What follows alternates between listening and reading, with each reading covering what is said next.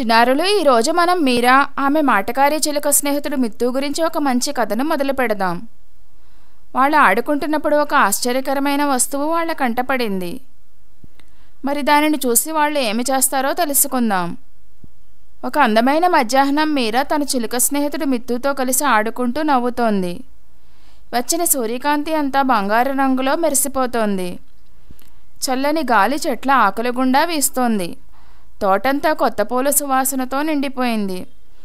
రంగురంగుల సీతాకోక చిలుకలు చిన్న దేవతల్లా గెంతుతున్నాయి. అంతలో ఆకుపచ్చ ఆకులు, ఆసక్తితో కూడిన కళ్ళతో ఉన్న మిత్తు తన రెక్కలను కొట్టుకుంటూ మీరా అటు చూడు అని కేకవేసింది. తన చిన్న ముక్కుతో కంచె అవతల ఉన్న పొడవైన మామిడి చెట్టును చూపించింది. మీరా అది చూసి ఆశ్చర్యపోయింది. పక్కింటి మామిడి చెట్టుకు ఆమె ఇప్పటివరకు చూసిన వాటిలోకెల్లా అతిపెద్ద జ్యూసీగా ఉండే మామిడి పండు వేలాడుతోంది. అది బంగారు రత్నంలా మెరుస్తూ గాలిలో మెల్లగా ఊగుతోంది.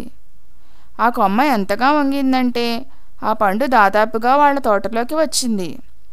దానిని కోసుకుందాం మీరా, అది చాలా రుచికరంగా కనిపిస్తోంది అని మిత్తు ఉత్సాహంగా చెప్పింది. మరి మీరా ఒప్పుకుంటుందా?